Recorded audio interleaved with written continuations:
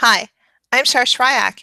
I'm the Director of Curriculum and Instruction for the Bay Village City Schools, and for the past 13 months, I work side by side with educators from across 9 states, as well as experts from the Center for Academic Excellence through the PARCC Consortium to build a set of formative speaking and listening tools that can be used in any classroom, at any grade, at any time to help students really build their skills for collaborative discussion, research, and presentations.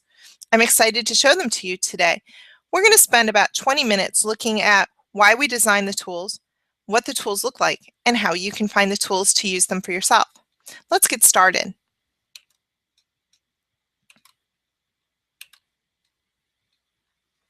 My contact information is shar.shryak@bayschoolsohio.org. I'd be happy to answer any questions or point you in the right direction if you're trying to find the tools and need some extra help. Speaking and listening is something that's really important to anybody, any age, to be successful in civilization. If you think about it, we're speaking and listening all the time. One of my friends had a great quote. She said that reading and listening are like the breathing in of information, and speaking and writing are like the breathing out of information, and you can't really do one without the other. By the end of our time together today, I hope that you will be able to find and use a listening log. You'll be able to explain why the speaking and listening tools are formative and are useful for any classroom at any time. You'll be able to identify pieces of the speaking and listening toolkit that are available to any user, and you'll be able to explain the purpose and the difference between Mode 1 and Mode 2 tasks that we developed as part of this process. This is my favorite slide, and I think the idea of evidence-centered design is important to think about anytime you're talking about supporting students and learning and standards. If you take a close look at this slide, you'll see that the first box is learning targets and objectives, and the arrow over that box stretches across the entire slide. This is really, what do we want our students to be able to know or do? At each grade level, do we have a good understanding of that? Once we understand what we want students to be able to know or do, we really need to go to the next step, which is how do we know? And this can be done through formative assessment, ongoing quick checks, and observation and rubric feedback to give students a chance to show you what they know and a chance for you to give them some direction on how to continue to improve their learning. How do we know what they know is also tied to evidence. What are we going to look for? What does it sound like? How do they act when they are doing what we want them to be able to know or do at a grade level? Once we have a really clear understanding of that, then we can look at our classroom design. What kinds of tasks or activities would we want students to be able to do to build the skills that we would like to see, and that what we've decided, and show us the evidence we've decided for how we know what they are doing. So we really want to know, what should students be able to know or do, and what evidence do we have that they are doing it? And instructionally, how are we going to collect that evidence and give them feedback?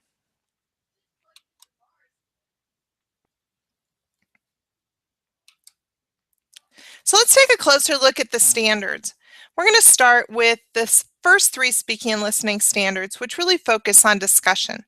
Can students prepare for and participate in a range of collaboration and conversation with their peers and a diverse group of their peers? And can they build on each other's ideas or express their own ideas clearly? Can they integrate and use information presented in a diverse media? So, visual information, auditory information, quantitative data that they're looking at, charts and graphs and graphics. So can they use that information and help use that to build their learning or as evidence? And can they evaluate a speaker's point of view, their reasoning, and their use of evidence and rhetoric? All of these standards apply K-12, but they look different at each grade level. The second set of standards for speaking and listening are standards 4, 5, and 6, and they really focus more on presentation. Can students present information and their findings and support evidence, or with evidence to support what they're saying? Is their style and their language appropriate to the task and their purpose and their audience? Can they make strategic use of digital media and visual displays to support and enhance their understanding for their presentation? I really like that word strategic. This goes well beyond the you need a visual aid as part of your speech, and really is looking much more closely at, is the visual aid or the media that they're using supporting their ideas? Is it helping the audience really understand the point that they're making or the research that they found? And can they adapt speech to a variety of contexts and communication tasks using formal English when indicated or appropriate? So are they matching their task? Are they matching their audience? When we started the work, we really had two claims: that students should be able to gain and demonstrate an understanding of complex information, ideas, and evidence presented orally, and that students should be able to present complex information, ideas, and evidence effectively in speech. Now, using good universal design, our goal was also to remove barriers to students who may have disabilities that would prevent them from expressing information orally, or may make it difficult for them to process information that they're hearing orally. So what you will find throughout the materials that I'm going to show you, we took into consideration a diverse learner population, and there's recommendations for accommodations that you might want to consider if you're using students that need some extra supports or may need to show you what they know in some different ways. So we need to think explicitly about teaching, speaking, and listening skills. I can't tell you how many times as a classroom teacher I did Google searching online looking for some magic rubric or a set of directions that would help my students do a better job of collaborative discussions, or allow my students to move to the next step of presenting their research in a more engaging way, or really solidly supporting their ideas with evidence. The tools that I'm going to show you really are going to do that. And we thought about these different bullet points as we developed them. What kinds of tasks can lead to good collaborative discussion? What types of tasks allow students to choose research topics that are standard-based but still fit within your classroom and are engaging to students? What is the best way to provide students with feedback on their discussion skills? How can you make that feedback more immediate for your students? How can you model collaborative discussion? What kind of feedback can help students improve the quality of their research presentations? And why is it important that students can answer questions and defend their thinking? I pulled out some examples from a wide range of grade levels to show you what is involved in the speaking and listening toolkit. For grades K through 2, the focus really is on classroom discussions and very foundational presentation tasks that can be done in a small group or one-on-one with students. Starting in grades 3, in all the odd number grades, we developed a set of Mode 1 tasks. Those also have classroom discussion tied to them, but really the focus of the specific Mode 1 class is on building good collaborative discussion skills and providing students with feedback on their skills. So grades 3, 5, 7, 9, and 11 have examples of discussion tasks. The even number grades, starting in grade 4, we've developed a set of Mode 2 tasks. There are still classroom discussion activities for students, but then the Mode 2 tasks focus specifically on research and presentation skills, with some exemplars to look at, research rubrics, and presentation rubrics to use with your students. We chose to do opposite grades or alternating grades for Mode 1 and Mode 2 to give you a full range of examples of what kinds of tasks and what kinds of feedback would be appropriate across the grades. So just because you're a teacher in a 6th grade classroom and there is no Mode 1 task for you, please look at the grade 5 and the grade 7 tasks and think about how you might adopt those or adapt them to meet your specific 6th grade standards. Classroom discussion materials were designed for every grade, grades K through 12. The purpose was to provide some structure and to provide some support to teachers and students around authentic classroom discussion. In each case, we've given you several scenarios, but the emphasis really is on how can you use the tools, the discussion tools within your classroom, no matter what the discussion is that you are focusing on. This is an example of one of those tools. It's a classroom look for list. This happens to be for grade 3, but there is a look for list in every grade. It's a place for you to keep track of student names. So you could record their names, copy and pasting it right out of your gradebook if you wanted to. Then there are quick columns under reasoning, attention to process, and expression. So is the student drawing on required material? Are they asking and answering questions to clarify or advance the discussion, or are they off track? This is a quick check document that you can put a check mark here. You can write 1 or 2 words of feedback to help you as the teacher give feedback on the spot to students, or maybe later when you're working with them in a small group. It also will help you plan out your explicit instruction around classroom discussion. What might the whole class need some additional modeling or support in? What might a smaller group of students need? Also, in the classroom discussion materials, you're going to find a classroom discussion guide for teachers. It has some additional implementation examples. So in this case, for grades 3 through 5, how you might use the tools in a math class or a music lesson or in social studies. There's also some strategy suggestions for how to structure a discussion, different ways to hold class discussions, different ideas for protocols you might want to think about to put in place for students to follow during a discussion. And we've created classroom discussion rubrics that you can use to provide individual students with feedback on the quality of their classroom discussion. This is meant purely to be formative, to help the students grow their skills. This is not meant to be graded.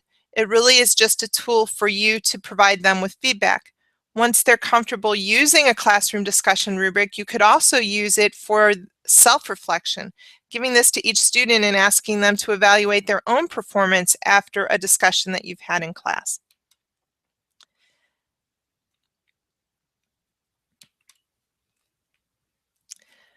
For grades K through 2, we created performance tasks that are meant to be used one-on-one with students or in a small group. For each task, the teacher will get an overview of the task, some models that they can use as is, or they can adopt or use as a framework for their own classroom performance tasks.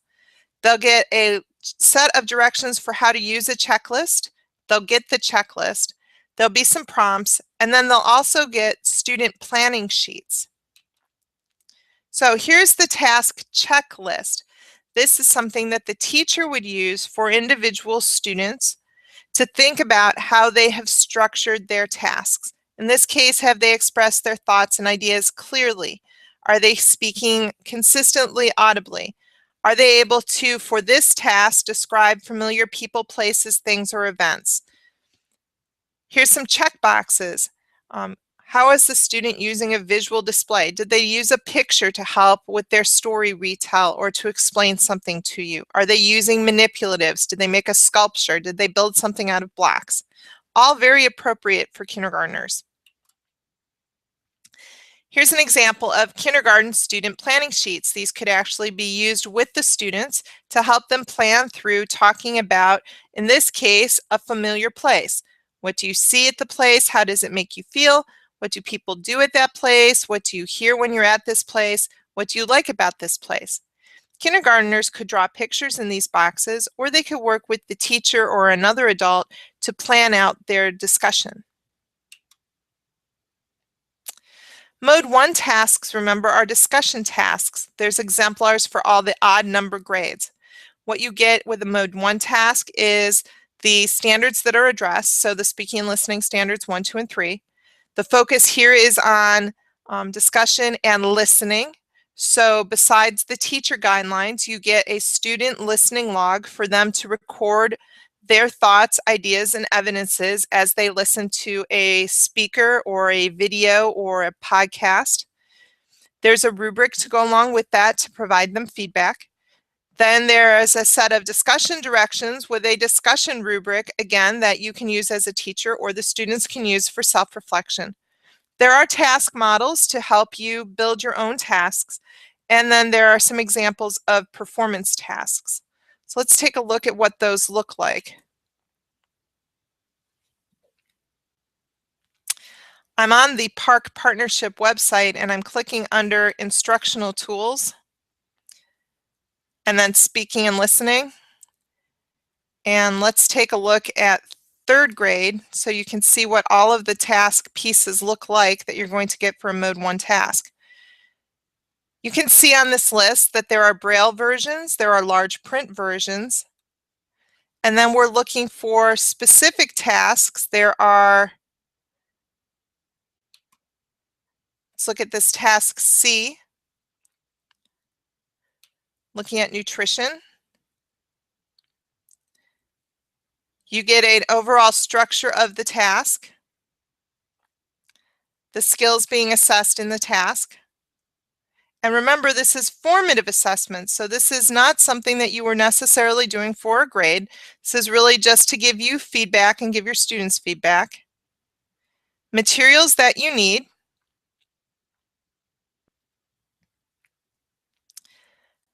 Thoughts on how you might plan to implement a task.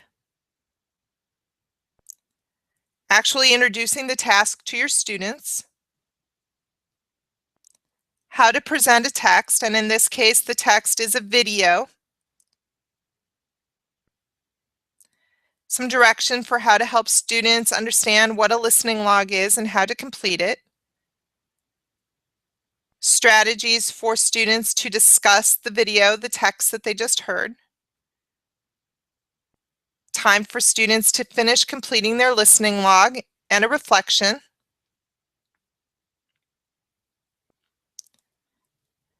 Directions for using a rubric and what each of the categories on the rubric represents.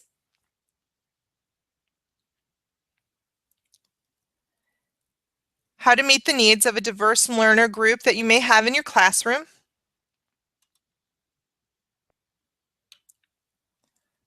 And then all the way at the bottom, you actually have the tools that you need. So here's the task model. Here are directions as a teacher for what to pay attention to in the task, and gloss terms you may need to share with your students in advance.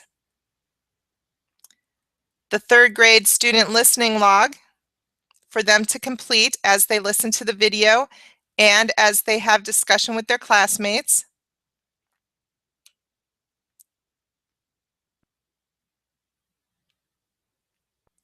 And then the discussion rubric.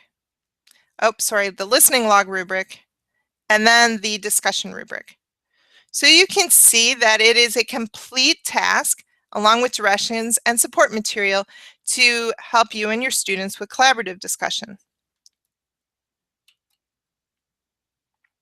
And remember, those are available for all odd year grades starting with grade 3. Again, here's a listening log. Listening logs can be used as part of a task, or you can pull them out and use them separately when you have students watching a video or maybe participating in discussion. Anytime you want to capture what it is that they're hearing as main ideas or the evidence that they're listening for.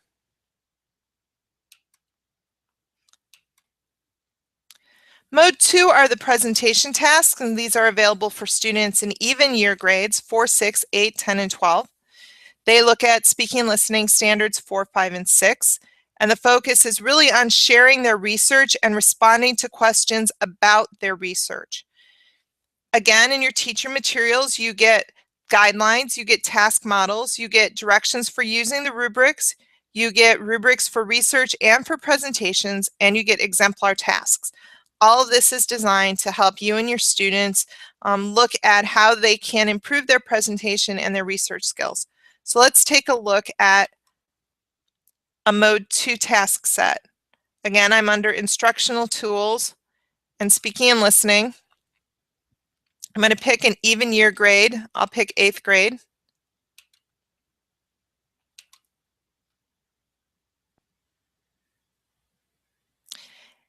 And now I can see that, again, there are materials for diverse learners, including Braille Ready and large print materials. I have information for 8th graders on classroom discussion, but we're looking specifically right now for Mode 2 tasks. So here's a Mode 2 task that we can look at. It's analysis of an argument. Here in the teacher guidance, I'm going to get the structure of the task, what skills we're focusing on, any materials that you need, strategies for planning for the task, how to conduct the task, ideas for giving presentations, how to use the Mode 2 rubrics, how to meet the needs of all the learners in your classroom, possible next steps, the actual tasks themselves, the research rubric, and a presentation rubric. So let's take a look at the teacher materials for that.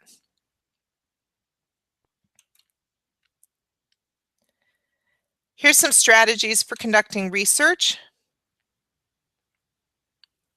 Here's some guidance for the presentation.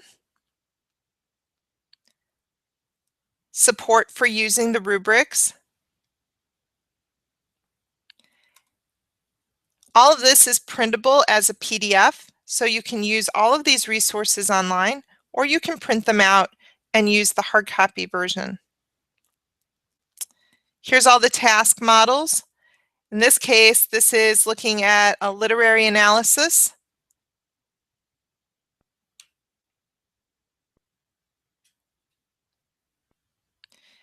It has the standards that are tied to it and what kinds of questions and answers students should be able to provide. Strategies for research and information for students. We really felt as we developed these materials that we wanted them to be teacher and student friendly so that teachers and students would use them all the time in their classrooms. So again, here's what the research rubric looks like. This is the first page. And you can see that because students can be doing research in any number of classes, there are 3 possibilities. They may be doing research using informational text. In that case, you would look at these 2 standards. So you would look at determining central idea of the test or analyzing how a text makes connections between ideas. It may be research for history. So you'd be looking at secondary or primary sources and looking at key steps in the text description of a process in social studies or history. Or it may be research for science or a technical field. So you may be looking at central ideas or conclusions of a text in a technical area or in a science text. So we really tried to make the rubric as flexible as possible. Here's the second page. This is looking more at the students' presentation skills and at their attention to process. We felt the checkboxes made it a lot more teacher-friendly and student-friendly. You can find the complete speaking and listening toolbox at prc.parconline.org. Register for free. You do not have to be a member of a PARCC state to see the basic speaking and listening tools. Click on Instructional Tools and then click on Speaking and Listening. Once you're there,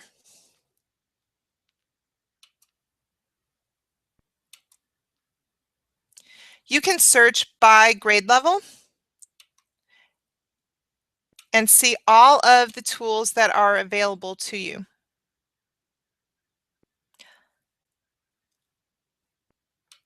Also here, if you click on the Professional Learning tab, you can find a video overview of the speaking and listening tools that you could share with your colleagues. The video course goes step by step through the K2 performance tasks, the Mode 1 and Mode 2 tasks, and the classroom discussion guides for K-12. Again, if you have questions or would like to find out more information on how you can use the speaking and listening tools to provide your students with effective feedback to build their speaking and listening skills, please feel free to contact me at shar.shryock@bayschoolsohio.org. Have a great day.